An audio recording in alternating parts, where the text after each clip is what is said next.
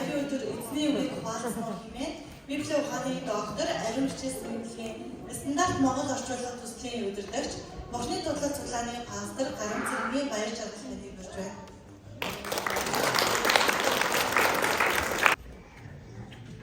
За бүгдээ сайн байцгаана уу? За тэгээд өнөөдөр Христийн мэндэлсэн баярыг ингээд хамтдаа ингэж аваад миний маш их баяртай байна.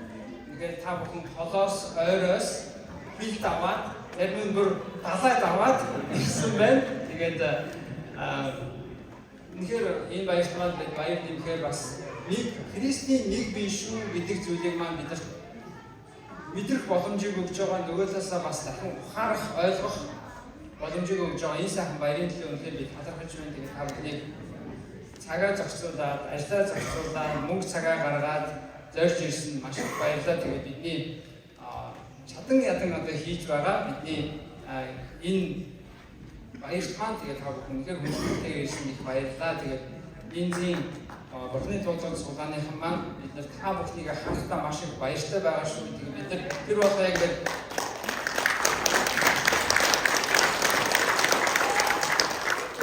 нөгөө өвчтөж авахтаа бид нар хүн болгон баярлаа гэж хэлж чадаагүй байж магадгүй. Гэхдээ бидний зүрх сэтгэлд бол та нарыг хүн болгоныг ирсэн маш их баяртай байгаа шүү. Тэгээд бүр зорж ирээд зарим нь хоноо, зарим нь бидэртээ нөхөрлөө тэгээд цаг гаргаад явна.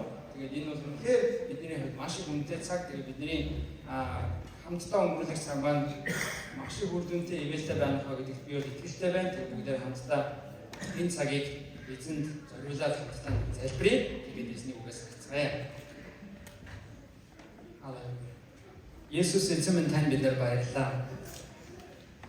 Та бидний төлөө мэндэлсэнд, биднийг аварсанд, бидний төлөө та бүхний өгсөнд бүр амиа хүртэл өгсөн. Тэгээд үхээд үхлээс амилсан.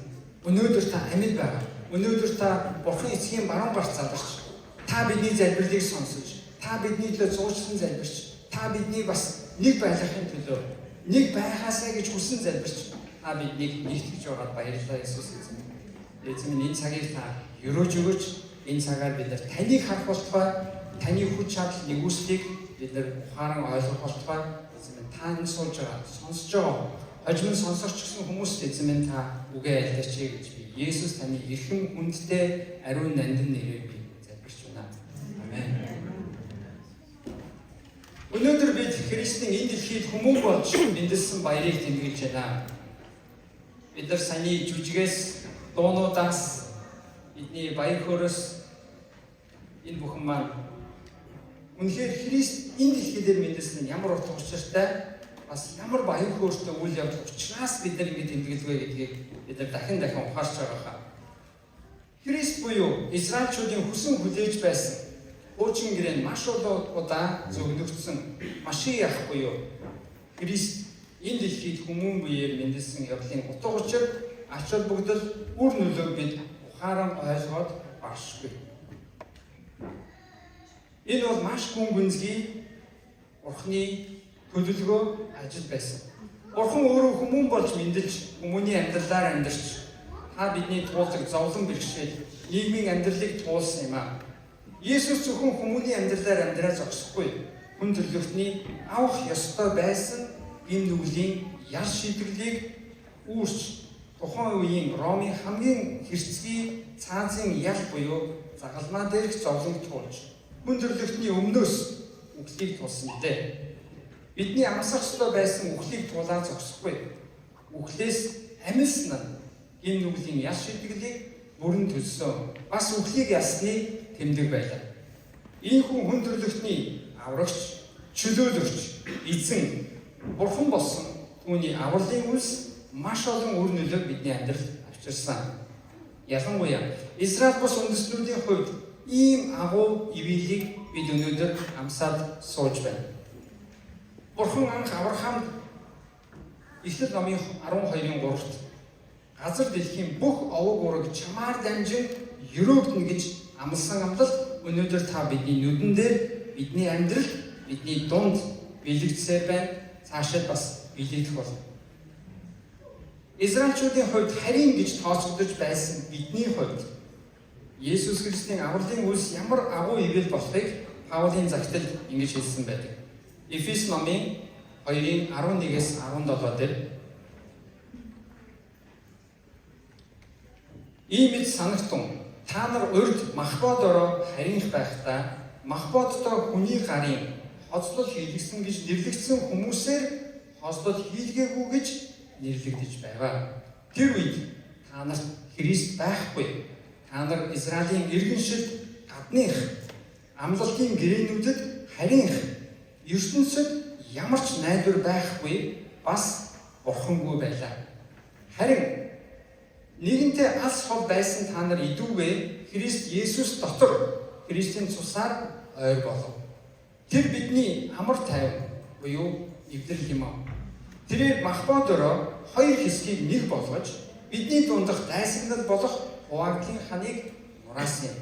Мөн хуулийг зарлих тушаалуудтай хүчингүй болгож хоёр байсныг өөрийн дотор нэг шинэ хүн болгон амар тайвныг тогтоогоод аль алийг нэг бие дотор загалмаагаар бурхантай эвлэрүүлснээр дайсагналыг өнөөсөн. Тэр ирж алс хол байсан та нарт болон ойр байгштадж амар тайвныг тунхагласан юм. Паулийн энд хэлж байгаа амар тайван гэж юу вэ гэвэл өөр үгээр хэлбэл эвлэрэл гэсэн. Өмнө нь Израиль бус, Еврей бус гэдэг хоёр ангиллаар Израильчууд улс үндэстнүүдийг хардаг байсан. Бид нар тэр үед тэгвэл яг энд хэлснээр бидэрт ямар ч аврагч байгаагүй, Христ байгаагүй гэсэн. Бид нар Израилийн иргэншил гадных амлалтын гэрээнд хамаагүй хүмүүс байсан. ертөнцид ямар ч найдвар биднэрт байгаагүй. Бид бас бурхангүй хүмүүс байсан. Харин тэгвэл Есүс ирсэн учраас Есүс хүн болж мэндэлж та бидний туулах ёстой байсан яр шийдэглийг бидний өмнөөс бидний оронд туулсан учраас Есүсээр дамжин бид өнөөдөр Бурхны гэрээний ард түмэн болсон. Энэ бол үнэхээр гайхамшигтай. Тийм учраас тэгвэл өмнө нь хоёр байсан ард түмнийг Бурхан нэг болгосон. Хуваагдмал байсан хүмүүсийг Бурхан нэгдмэл болгосон. Хоёр байсныг нэг болгосон. Тэгвэл өнөөдөр зөвхөн Израиль болон Израиль бус үндэстнүүдийг нэг болгоод зогсохгүй. Бүр цаашлаа Христэд итгэгчдийг бас Бурхан нэгдмэл болгосон. Есүс Христ Израиль болон бусад үндэстнүүдийн хоорондох эвлэлийг тунхагласан. Тэгвэл өнөөдөр бид нар энд хамтдаа суулгахдаа Есүс Христийн хийсэн энэ эвлэлийн ажил үйлсийн хамсаа бид нар суулж байгаа. Европт байгаа Христийн монгол чуулгануудын пастор, удирдагч, ахлагчид, төлөөлөгчид өнөөдөр энэ бидний донд бид нар хамтдаа суулгаж байна. Энэ бол үнэхээр гайхамшигтай баяр байна. Тэгээ би өнөөдөр Христийн мэндэлсэн баяр бас бидний эв нэгдлийн, эвлэрлийн, амар тайвны баяр байгаасаа хүсэж байна. Би өөрөө 2009-2013 оны хооронд Их Британд суралцж байхдаа, оюутан байхдаа Монгол итгэгчдэд үйлчилдэг байсан. Одоо эргээд Европт ирээд үйлчилж байна. Үйлчлээд одоо 9 сар болж байна. Энд Бурхны дуудлагч цуглааныхаа ахын дүүстэйгээ хамт үйлчилж байна. Бас Европ дахь монгол чуулгануудын хамгийн анхны нэгдсэн конференцийг 2012 онд Англид зохион байгуулж байлаа. Өнөөдөр бас эргээд энэ газар нутаг дээр энэ төв дээр монголчуудын хадлаа үйлчилж байгаагийнхаа хувьд миний зүрх сэтгэл сүүлийн нэлээд хэдэн жилийн турш бодогдож явсан нэгэн зүйл бол эв нэгдэл гэсэн. Европ дахь монгол чуулгануудын монгол Христэд итгэгч ахын дүүсийн эв нэгдлийн асуудал. Өнгөрсөн 9-р сард би өмнөд Солонгосын Сөүл хотод болсон дэлхийн Евангелийн хамгийн том чуулган уулзалт болох Лузан конгресс гэдэг уулзалтад оролцсон.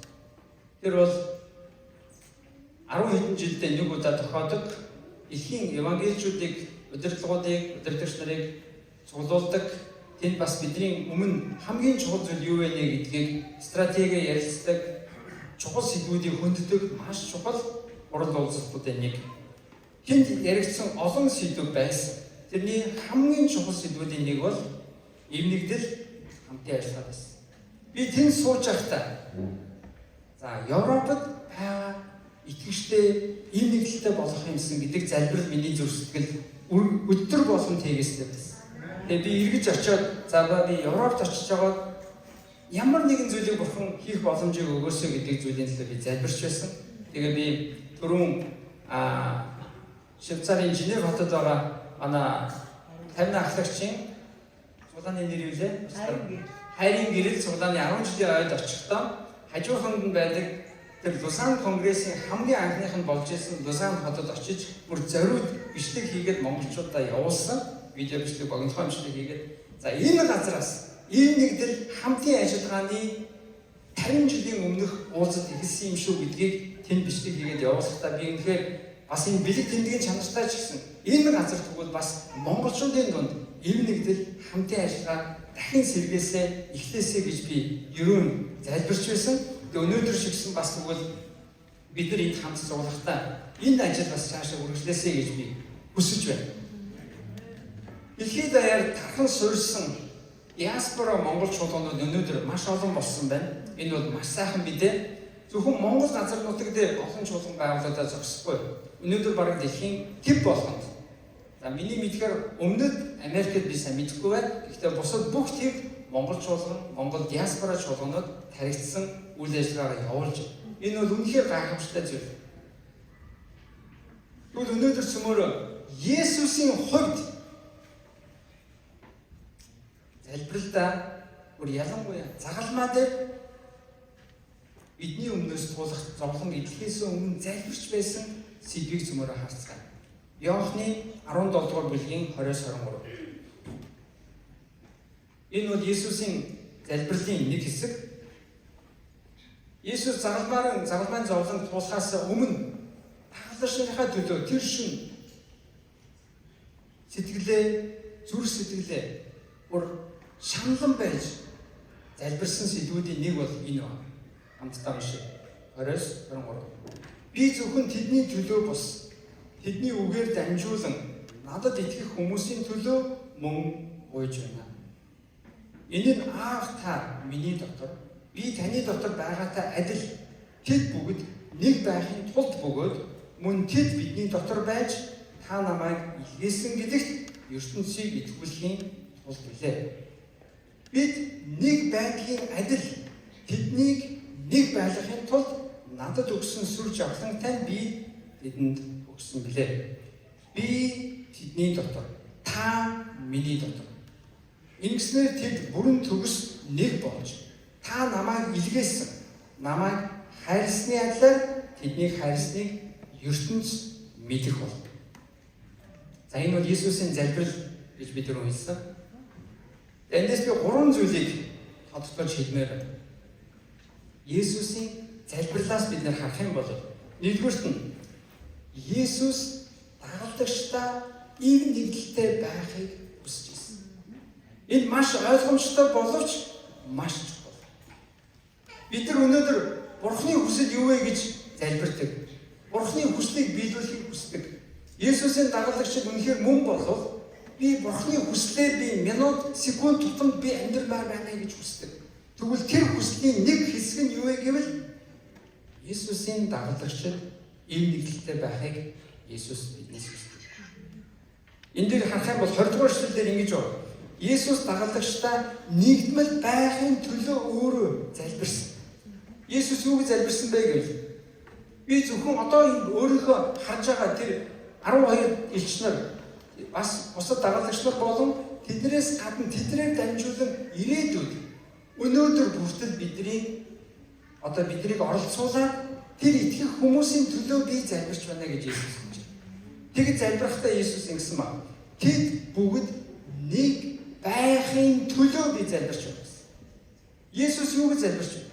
Та биднийг ив нэгдэлтэй байгаасаа гэж Есүс залбирч байна. Та биднийг нэг байгаасаа гэж Есүс залбирсан байна.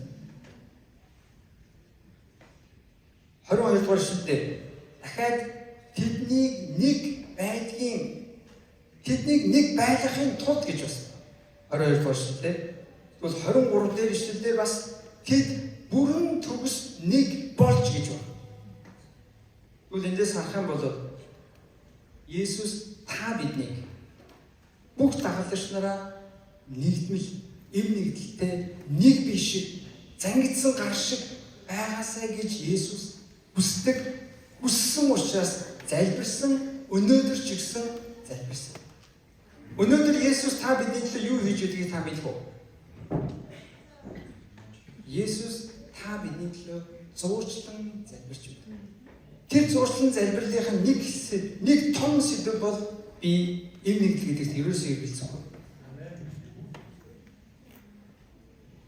Тэгвэл Есүсийн хүсэл юу вэ гэвэл Есүс та бидний дагалдагч нараа эв нэгдэлтэй байгаасай гэж хүсдэг. Өөрт нь итгэжлийг нэгдмэл, нэг зүрх сэтгэлтэй, эв ийтэй байгаасай гэж Есүсийн залбирлын бид нар тэгвэл биелүүлэхийг зорих хэрэгтэй гэсэн. Хэрвээ та би Есүсийн дагалдагч гэж өөрийгөө хэлдэг бол хэрвээ та Есүсийн хувьд үнэхээр чин сэтгэлээсээ та итгэдэг бол энэ сэдв маш чухал сэдв гэсэн. Есүс хамгийн түрүүнд биднээс энэ нэгдэлтэй байхыг хүсдэг. Тэгвэл Есүсийн бидэнд заасан залбирлаа таны хүсэл тэнгэр шиг газар дээр биелэх болтугай гэж залбирдаг.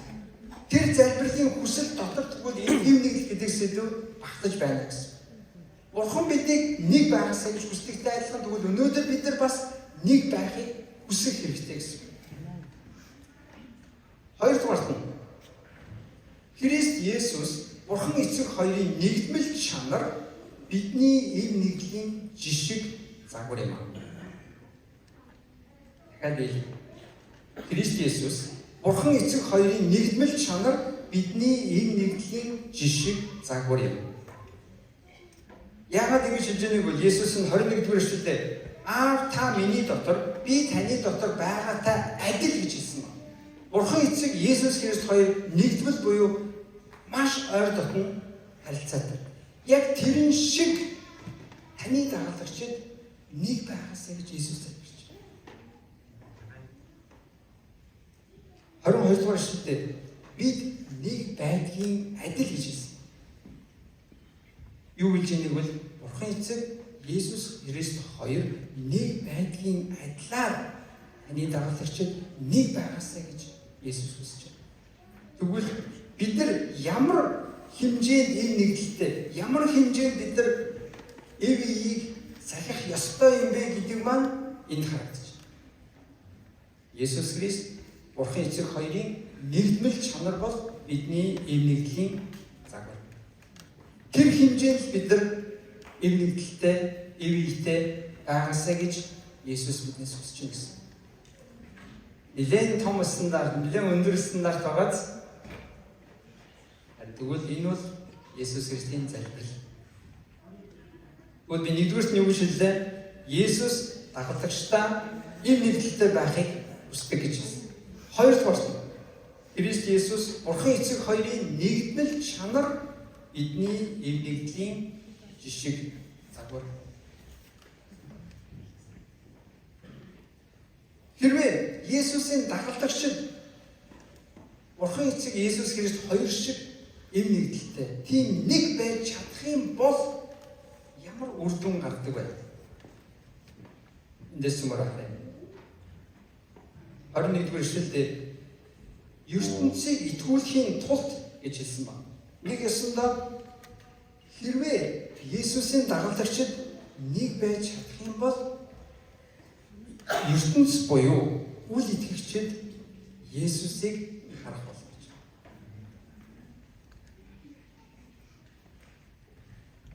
23-р эшлэлдээ та намайг илгээсэн, намайг хайрсны адилаар тэднийг хайрсныг ертөнц мэдэх болно. Хэрвээ Есүсийн дагалдагчид энэ нэгдэлтэй байж чадах юм бол ертөнц буюу үл итгэгчид Есүсийг харж чадахгүй байгаа хүмүүс аяандаа Есүсийг харах болно гэж. Энэ ямар том гайхамшигтай амлалт бас нөгөө талдаа ямар гайхамшигтай ивэл үр дүн байна.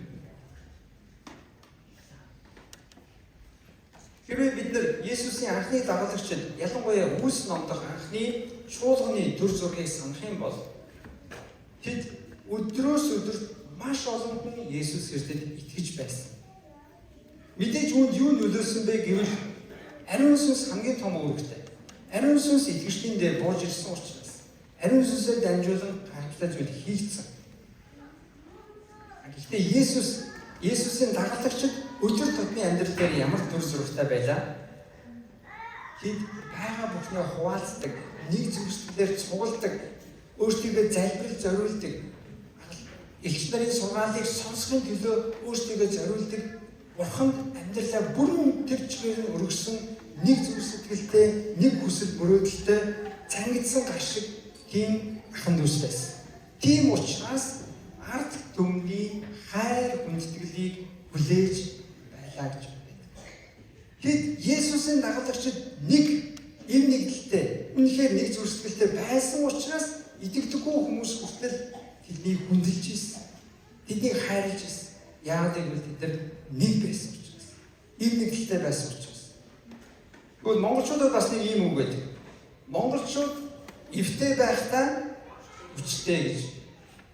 Анаас гарсан мэдэхгүй. Гэхдээ энэ бол үнэн үг.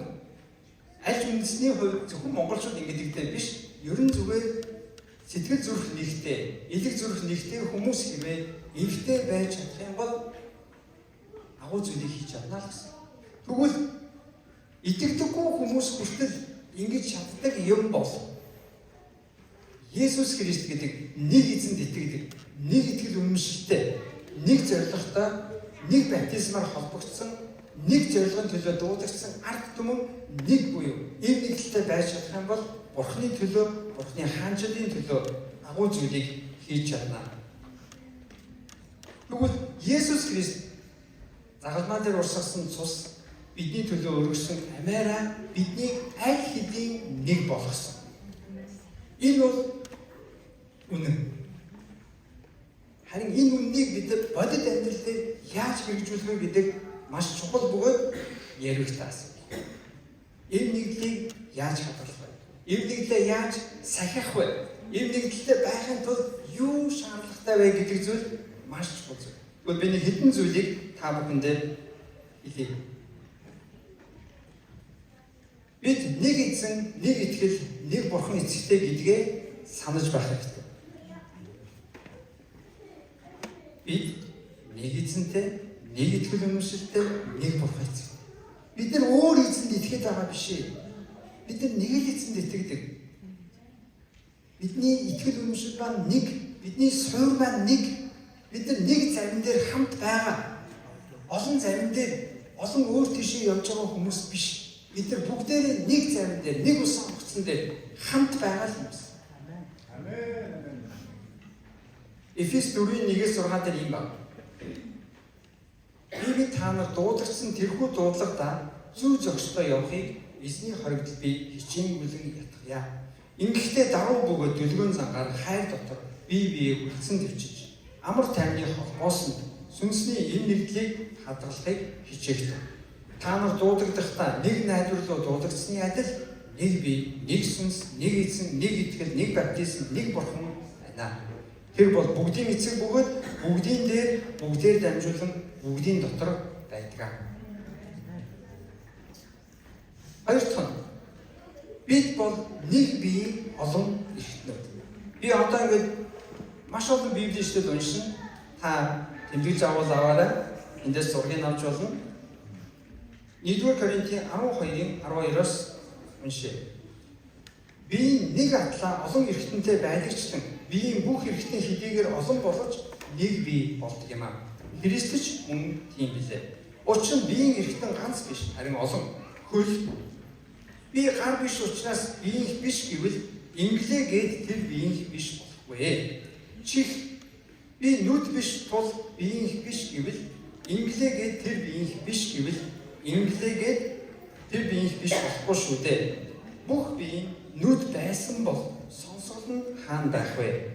Бүхлээрээ сонсгол байсан бол үнэрлэгүй хаан байх вүлээ. Харин идүүгээ бурхан өөрөө хүссэнчлэн эргэтэн тус үрийг биед байрлуулжээ. Тэр бүгдээрээ нэг эргэтэн байсан бол би энэ хаан байх вүлээ. Харин идүүгээр олон эргэтэн байдагч нэг бие байна. Бид бол нэг бие олон эргэтнүүд. Бид нар олон бие, олон тусдаа биед хамаарагддаг эргэтнүүд биш, нэг биед хамаарагддаг олон эргэтнүүд.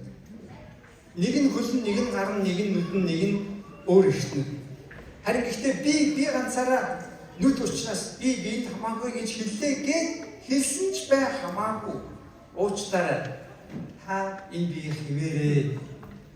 Та хичнээн зөрүүлээд би биед хамаагүй гэж зөрүүлсэн ч уучлаарай. Та энэ биеийг хэвээрээ гэж хэлээд байна энд.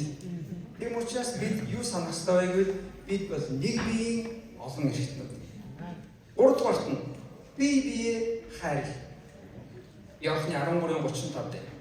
Хэрэг та нар бие хайрлбал та нарыг миний дагалдагчид гэдгийг мэдэх болно. Яг түрүүн Есүсийн дагалдагчид нэг байж чадах юм бол ертөнц Есүсийг харна гэдэг шиг яг л адилхан зүйлийг хэлж байгаа. Миний дагалдагчид гэдгийг чинь ертөнц буюу үл итгэгчид харах болно. 1-р Иохны 4:10. Хинч хизээч Бурхныг хараагүй. Хэрэг бид бие хайрлбал Бурхан бидний дотор байж түүний хайр бидний дотор төгс болно. Дөрөвдүгээр нь ийм нэгдэлгүй байвал бүгд хохирдог гэдгийг ойлголоо. 1-р Коринт 12:26 дээр юм байна. Нэг эргэтэн зовбол бүх эргэтэн хамт зовно. Нэг эргэтэн алдаршвал бүх эргэтэн хамт баярлах болно. Монголчуудын дунд бас нэг юм үг байдаг. Нэг үхрийн эвэр даригвал мянган үхрийн эвэр даригна.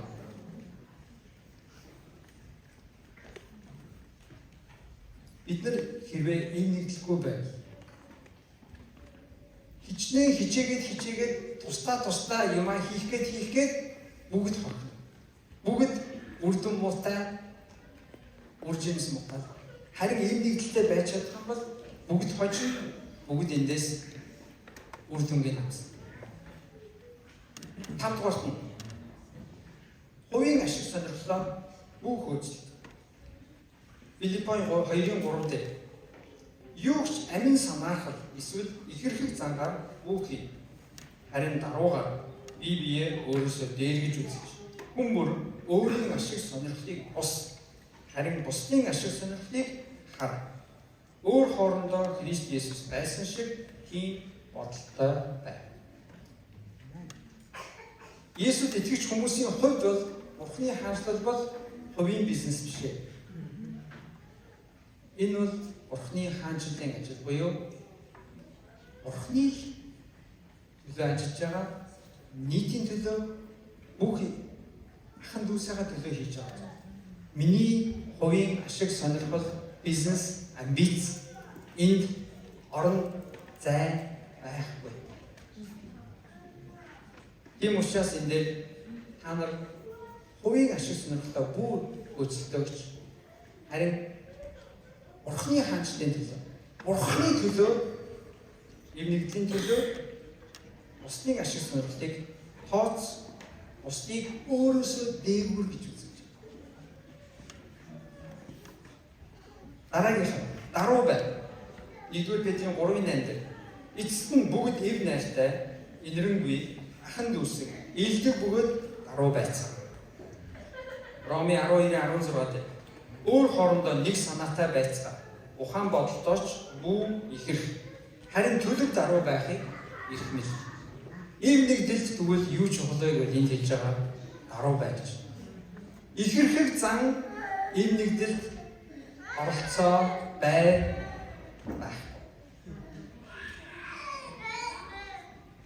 Харин бид нар нөгөө талд эсрэгээр бүр даруу байх хэрэгтэй. Бусдыг бид хүндлэх ёстой. Бусдыг өөрөөсөө дээгүүр тавих ёстой. Дараагийнх нь бид үннийг хэлж чаддаг байх. Эфес 4:15 дээр харин хайр дотор үннийг ярьж тэргүүн болох Христ түүн өд Христ өд бүх талаар өсөх болно. Роми 12:9-д хайр нь хоёр нүргүй байг.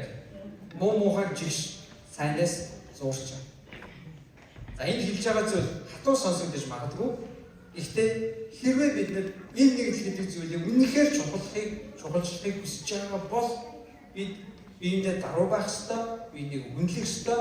Гэхдээ нөгөө талдаа биендээ үннийг хэлдэг байх.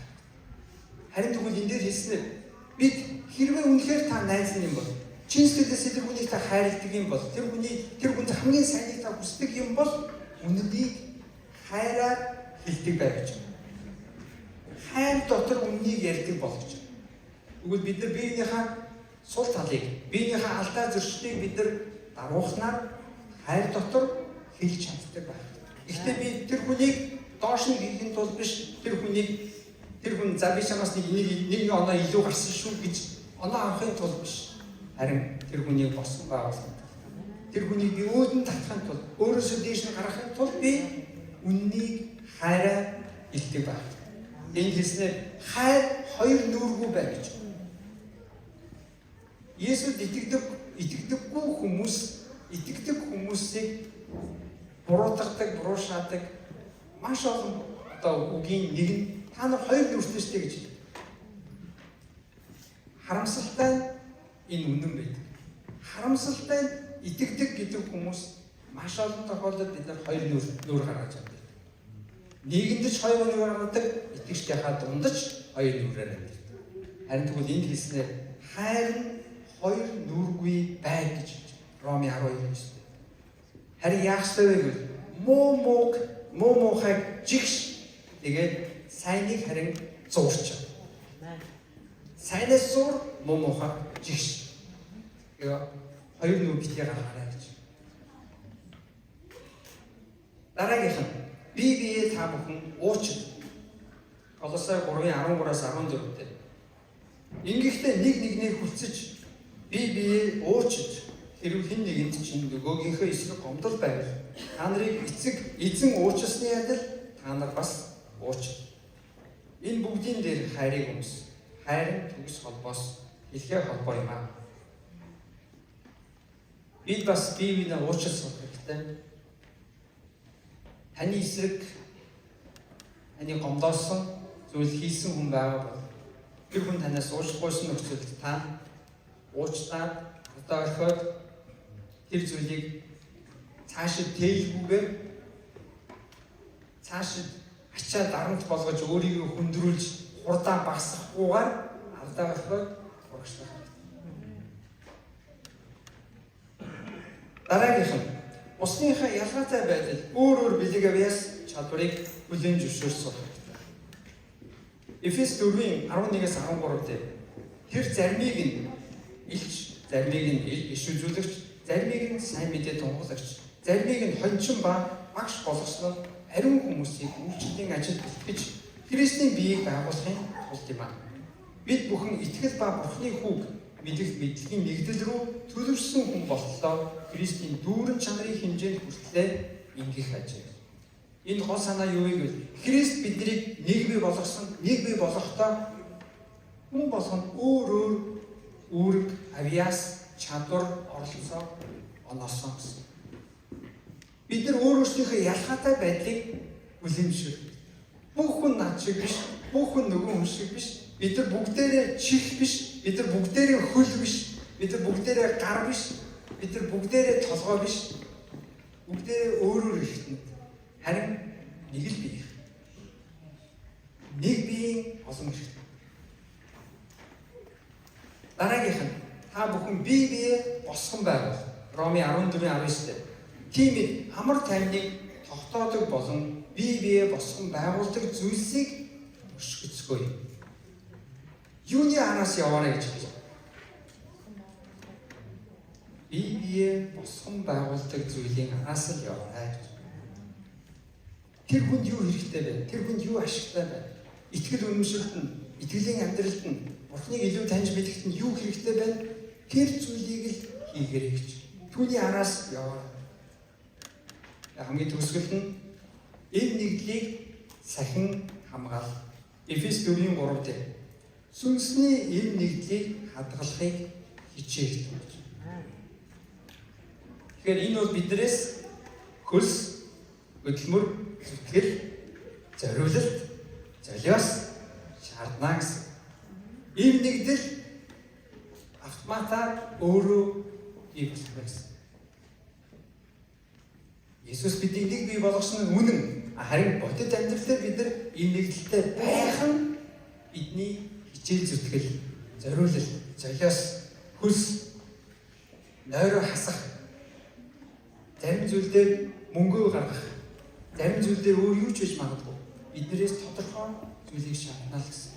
Тэгвэл тэр зүйлийг сүнсний эм нэгдлийг хадгалахын төлөө бид нар ажиллах хэрэгтэй, цагаа гаргах хэрэгтэй, зориулах хэрэгтэй гэсэн. Энэ зүйл шууд өөрөө автоматар ирдэг зүйл биш ээ. Тэм учраас би Монгол чуулганыг дээрээс нь диаспора чуулгануудыг бас бүр тодорхой юм Европт байгаа Монгол чуулгануудыг эм нэгдэлтэй байгаас үзэж байна. Биенийгээ босгон байгуулдаг, биенийгээ зоригжуулдаг, биенийгээ хайрладаг, биенийгээ хүлээн зөвшөөрдөг, биенийхээ ялгаатай байдлуудыг мэддэг, бас хүндэлдэг, биенийгээ оролцоор таньдаг, дээрээс нь бас биенийгээ уучладаг, биенийгээ бусдаас дээр гэж үздэг байгаасаа ийм чадварт өсөөсөө, төлөвшөөсөө гэж би хүсэж байна. Өнөөдөр Монгол чуулган нялх хэвээрээ байна. Өнөөдөр бид нар итгэлийн амьдрал дээр нялх хэвээрээ л байна. Бид нар дөнгөж л өсөж байна, дөнгөж л хөлд орох гэж байна. Гэхдээ бид нар эндээ байх ёсгүй, цаашаа өсөх ёстой. Хөл дээр явдаг болох хэрэгтэй, гүйдэг болох хэрэгтэй, төлөвшөх хэрэгтэй. Төлөвшөхийн тулд ялангуяа Монгол хотоос хол байгаа, эх орноос хол байгаа диаспора чуулгануудын хувьд бид нар өшөө илүү төлөвшөл биднээс шаардж байна. Миний туршлага, миний хараа өнцөг язгаарлагдвал гэдгийг би мэдэж байна. Гэхдээ миний нэг багахан үздсэн, харсан зүйлээс ажиглах юм бол Монголд байгаа чуулганууд, Монголоос гадна байгаа диаспора чуулгануудыг би дотроо жоо харьцуулж боддгийг. Хаахан шиг яваад байна да. Хаа шиг байна гэж харахад ер нь диаспора чуулганууд буюу яг энэ тархан байгаа, тарсан энэ чуулгануудын хувьд Монгол байгаа чуулгануудын хөгжил, төлөвшөл нэг за хамгийн магадгүй богинохон 5, хамгийн цаадах нь 15-20 жилийн хойно яваад гэж. Хөгжлийн төвшин, удирдлагын чанар, удирдагч нарын байр суурь, бидний амьдралын төлөвшөл, бидний одоо боловсрол мэдлэг гэдэг зөндөө олоннууд ингэ бодохоор ер нь жоохон яг 5-аас 20 жилийн хойно яв. Гэхдээ энэ бол зүгээр юм л байна. Яг л цаг хугацааны хойно үссэн, дараа үссэн бид нар эх орноос хол байгаа Монгол хэл дээр бид нар сургаал номлол сонсож байгаа маань маш бага хэмжээтэй ном материалууд нь ховор байдаг, бага цөөхөн байдаг. Өөрийн газар амьдарч байгаа Германаас солонгос, англи хэлээр сурах хэрэгтэй, чех хэлээр сурах хэрэгтэй, тэр газар амьдрах хэрэгтэй, тэр газрын нийгэмдээ нийгэмших хэрэгтэй. Бид нар давхар үүрэг байгаа. Гэхдээ бидний хувьд бас үүрэг харах юм бол бид нар төлөвшний хувьд бас яг хойно яваа гэдгээ бас бүлээн зөвшөөрөх хэрэгтэй. Гэхдээ бид нар эндээ зогсоод ээж болохгүй. Цаашаа өсөх хэрэгтэй. Бид нар арай босох хэрэгтэй. Жохон одоо урагшлах хэрэгтэй. Харин урагшлахын тулд юу хэрэгтэй вэ? Хэрвээ бид нар тусдаа байгаад энэ газар нэг 5, энэ газар нэг 10, энэ газар нэг 20 хүн ингээд нэг тусагнуулаад яваад ивэл яах вэ? Явна. Гэтэ хэр удаан явах вэ? Зарим нь унтарна. Үнэндээ зарим нь унтарч байгаа. Харин тэгвэл бид нар 5 тавдахгүй, 10 авдахгүй, 20 хоригдохгүй нэгдэж чадах юм бол бид нар биенийгээ чирээд, биенийгээ өргөөд явдаг гэсэн. Тэгээ би саяхан нэг одоо цагаач хүний нэг хүнтэй ярьж байсан. Тэгээд Монголоос ирсэн нэг нөгөө янз бүрийн замаар Европт ороод ирсэн тэр хүн. Тэгээ би тэр хүнээс та яаж орж ирэх вэ? Би нэг монгол хүн намайг уг нь авчирсан. Тэгээд хил зааж өгөөд ингээ яв гэсэн. Тэгээд тэр хүн өөрөө ингээд яваагүй. Намайг хайцсан гэж. Өө тийм үү. Тэгээд та яасан гэсэн чинь. Би Афганууд, Пакистануудтай нийлсэн гэж. Тэд нар бидний маш зохион байгуулалттай 60-60-аар нь хүмүүсийг хуваагаад нэг ч хүний хаяггүйгээр бүгдийг чирээд явдیں۔ Тэгсээр байгаа би энд ирсэн гэж хэлсэн. Харин хүн Монгол хүний Монгол гэр бүлийг дундаа хийгээд энэ бол мэдээж хууль зөрчиж байгаа зүйл л дээ. Гэхдээ эндээс би юу харсан бэ гэхээр ямар нэгдмэл нэг зорилгын төлөө бүр заршиндаа хүрнэ гэдгийн төлөө бүр ясандас хамаарахгүйгээр бүр дундаа оруулсан бол чи өгсөн ч бай, өвдсөн ч бай чамаа хаяхгүй. Бид нар явуулцог явах, явахгүй цог явахгүй гэдэг тийм ив нэгдэлтэй байсан бэ гэдгийг хараад бүр гайхсан. Тэр хүмүүс тэр Пакистан, Афганистанууд биднийг дундаа оруулаад зүгээр чилсэн. Биднийг хаяагүй тэгсээр хагаад бид ирсэн. Би тэгээд яг тэрэн шиг хэрвээ итгэдэггүй хүмүүс ингэж чаддаг юм бол итгэдэг гэж байгаа бид нар хэрвээ эзний нэг эзэнд итгэдэг, нэг итгэлтэй, нэг баптизмтай гэж байгаа юм бол хэрвээ бидний эзэн аль хэдийн нэгтгэсэн юм бол яагаад бид нэг байж чадахгүй гэж. Тэгээ би нэгэн зүйлийг хиймээр байна. Энэ бол бас онцгой цаг гэж би бодож байна. Энэ газар Европын чуулгануудаас мэдээж би нэлээд олон хүмүүсийг бид нар урьсан. Зарим нь ирч чадаагүй. Яг өнөөдөр 24 гэдэг маань Крисмас олон хүний гэр бүлээрээ байдаг цаг нь. Бидний хувьд энэ зал, энэ байр олдсон өдөр нь энэ. Гэхдээ та бүхэн бүхмаа зохицуулаад ирсэн бид нар маш их баяртай байна. Тэгээ би нэгэн онцгой зүйлийг хиймээр байна. Энэ Европод Монгол чуулгануудын ахлагч нар пастор заавал пасторууд ирж байх чаддаггүй. Бүр төлөөлж байгаа хүмүүсийг би одоо би нэгэн хүчин дараа би урагшаа хүрнэ. Тэгээ бид нэр саяны уншиж ирсэн гişлүүдээс хамтдаа уншина. Хамтдаа бид нар бас тэлбэрмаар байна. Бид нар энэ газар бас нэгэн шин эхлэлийг дахин тамиар ийм нэгдлийг дахин тавьж за энэ цагаас эхлээд бид нар ийм нэгдлийг чухалчлан шүү гэдэг алхмыг ядаж бид нар залбирлаар хиймээр байна. Бид нар биенийг уучлмаар байна. Энэ газар бас янз бүрийн зүйл болсныг би сонссон. Бас мэдэн зах цухаас юм учраас би та бүхнийг бас энэ цагийг онцгой эвсэрлийн цаг наагасаа гэж би хүсэж байна. Тэгээ би сая нэр дүрлэгдсэн чуулгануудаас ирсэн пастор, удирдагч, ахлагч бас төлөөлөгч хүн байв. Урагшаа гэж хүсэж байна. Би тэгээд нэр дүрдаагүй орхигдсон хүн бас байхгүй. Би бас бүгдийг танихгүй учраас би хин нэгнийг орхимооргүй байгаа шүү. Тэгээд би орхигдсон байхгүй. Урагшаа ямар нэгэн чуулганы төлөөлөл заавал энэ байх ёстой шүү. За Чехословак 4 байх ёстой. 1-р Коринтын 12-оос 13. Биеийн нэг эрхтэн атлаа олон эрхтэн байдагчлан биеийн бүх эрхтэн хэдийгээр олон боловч нэг болтгоо. Христ ч мөн тийм билээ. Учир нь биеийн эрхтэн ганц биш, харин олон. Хөл би гар биш тул биеийнх бишээ гэвэл инглигээр тэр биеийнх биш болохгүй. Чих би нүд биш тул биеийнх биш гэвэл инглигээр тэр биеийнх биш гэвэл тэр биеийнх биш болохгүй шүү дээ. Бүх бие нь нүд байсан бол сонсгол нь хаан байх. Бүхлээрээ сонсгол байсан бол үнэлэх нь хаан байх. Харин эдүгээ бурхан өөрөө хүсэнчлэн эрхтэн тус бүрийг бийж байлгажээ. Хэрэг хэдийгээр нэг эрх хэрэг бүгдээрээ нэг эрхтэн байсан бол бие нь хаан байх юм. Харин эдүгээ олон эрхтэн байдагч нэг бие байна. Амен.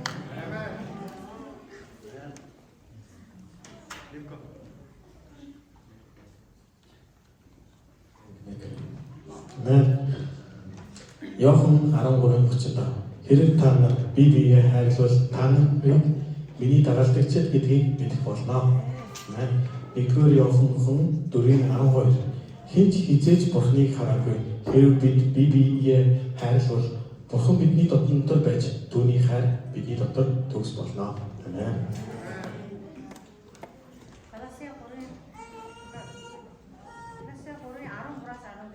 Ингэхдээ нэг нэгнээ хүсэж, бие биенээ уучилж, хэрхэн нэгэнд чинь нөгөөдгөө эсрэг гомдол байвал та нарыг эзэн уучлсны адил та нар бас уучлаа. Энэ бүгдийн дээр хайрыг хүс. Хайрын төгс хэлгээр холбоос юм. Ром 14:19 Тийм амар тайвныг тогтоодог болон бие биенээ босгон байгуулдаг зүйлсийг мушигцгөөе. Амен. Эфес 4:3 Хүнсний ив нэгдлийг хадгалахыг хичээлдөө. 4:15 Харин хайр дотор үннийг ярьж тэргүүн болох түүнүүд Христэд бүх талаар өсөх болно. Ром 12-ээс хайр нь хоёр нүргүй бай. Муу муухай чиг. Сайнаас зурч ав.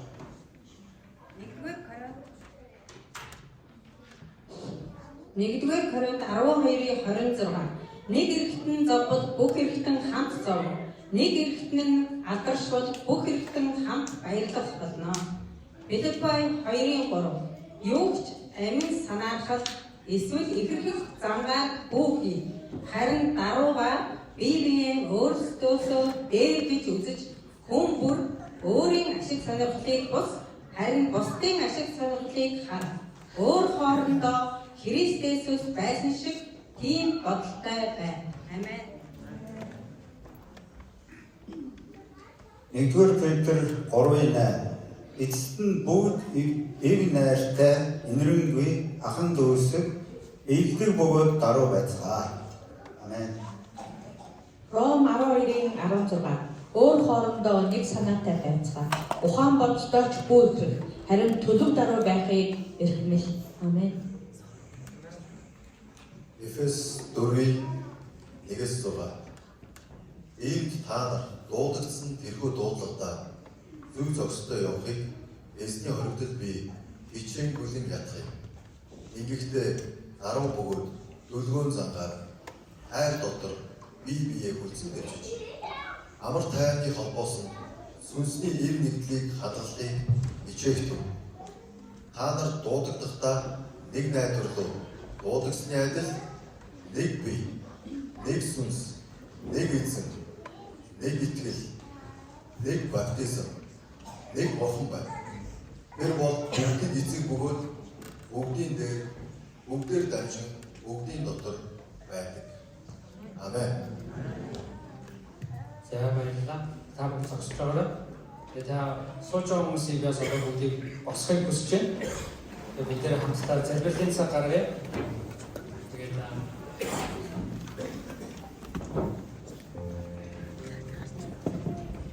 Тэгээд энэ цагт бас бид нэр ив нэгдлийг тунхагламаар байна. Ив нэгдлийг бид нэр тэгэхээр Христ бидний нэг бие болгосон гэдгийг тунхаглахдаа бас бид нар бие биетэйгээ бас тунхагламаар байна. Тийм учраас яг энэ цагт хүн болгоныг эзэн Есүс рүү хандлан хандуулсаа гэж хүсэж байна. Хин нэгэн хүн рүү биш, хажуудаа зогсож байгаа хүн биш, энэ урд зогсож байгаа ахлагч нар, удирдагч нар, төлөөлөгч нарт биш. Харин та өөрийнхөө зүрхсэг дээр өнгийгөөд эзэн рүү хараасаа гэж би хүсэж байна. Тэгээд би энэ цагт бас хэрвээ танд яг энэ цагт эзэн таныг ятгаад тэр нэг хүнээс очоод уучлал буй. Энэ бол одоо эвлэрэх цаг болсон гэж таныг эзэн хэрвээ ятгаж та өөрөө бас энэ цагийг үнэхээр бицэн тавья. Бас эвлэрье, харилцаагаа зүг болгоё гэж хүсэж байгаа тийм зүйл байвал бас сэтгэлдээ бас магадгүй тээж явсан зүйл байвал хэлэх зүйл байвал тийм цаг гаргая. Тэгээ би хүн болгоно яг энэ нэгэн рүү биш зөвхөн эзэн рүү анхаарлаа хандуулаасаа гэж хүсэж байна. Тэгээ би ясанбая чуулгануудын дунд өмнө болсон үйл явдлуудтай холбоотой зүйл байвал та бүхэн зоригтойгоор эзний өмнө биенээс уучлах эвлэрээсэй гэж хүсэж байна. Та бүгдээрээ эзэн рүү анхаарлаа хандуулаа залбирцгаая. Халелуя. Есүс эзэн минь бид нар таны өмнө ирж байна. Эзэн минь та биднийг нэгэн бий болгосон баярлалаа. Та бидний гэм нүгэл, бидний муу мухайг, бидний ичиг үнэхээр шившиг болсон бүх зүйлийг та уучлан өршөөж та биднийг сүрж авлаа. Гайхамшигтай хандлынхаа ажилд бидний хэрэглэж дуудаж та биднийг нэг биеийн эргэтэн болгож та сүрж авланд алдрынхаа сууг нь болгодог танд баярлалаа Иесус эзэн минь. Бид нар таны өмнө өөрсдийгөө даруй болгож байна. Яг одоо бид нар өөрсдийгөө таны өмнө өөрсдийн бүх гэм нүгэл муу мухай бүхнээ таны өмнө улаан таны өмнө хүлээн зөвшөөрч эзэн минь та бидний гэм нүглийг уучлаач гэж асууж байна. Есүс эзэн минь.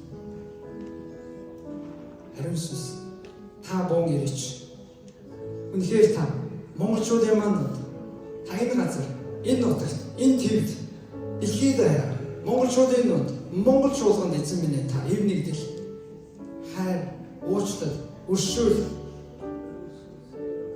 эв нэгдлийг та хайрлаж өгч байна. Иесус эзэн та биднийг өршөөгч та биднийг уучлаач агуу эзэн та бидэнд туслаарай гэж байна. Иесус эзэн минь та энэ цагийг үнэхээр энэ нэгдлийн баяр эвлэрлийн баяр та үнэхээр гайхамшигтай хайрын баяр болгож өгөөч гэж байна. Иесус эзэн та бидний зүрхтгэлийг даруухан болгож та бидний бас биенийг уучлах, өршөөх, биенээс уучлах зориг зүрх сэтгэлийг та өгөөч гэж байна. Иесус эзэн та энэ цагт бид нар өнгөрсөн болгонд буруу байсан болгонд бид нар цэг тавиад харин урагшлаа явахад та бидэнд туслаач гэж байна. Иесус агуу эзэн та бидний дунд ажиллаж ариун сүнс та ирээч Иесус та бидний дунд ажиллаж.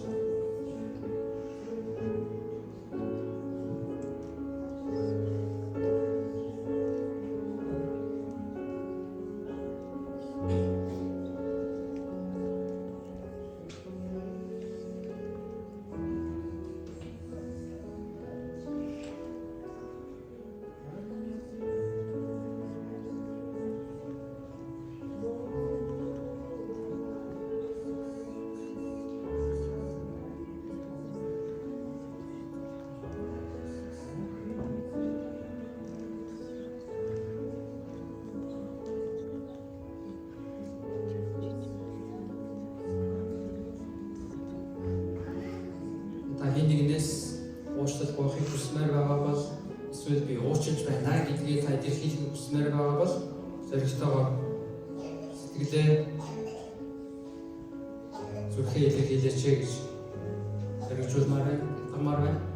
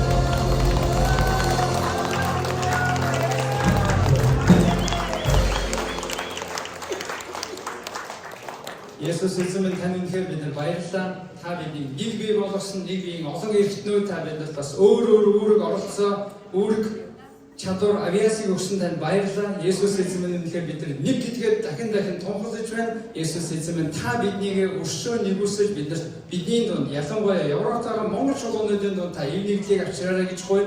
Есүс эзэн минь та биднийг хаанчлахаа төлөө та нэгүүлсэнгүүгээр агуугаар гайхамшигтайгаар та бас өршөөнгүүгээр та биднийг хэрэглээч гэж хууя. Есүс эзэн минь тэгэхээр бүх алдрыг танд өргөж байна. Амен. Амен. Баярлалаа. Баярлалаа. Баярлалаа.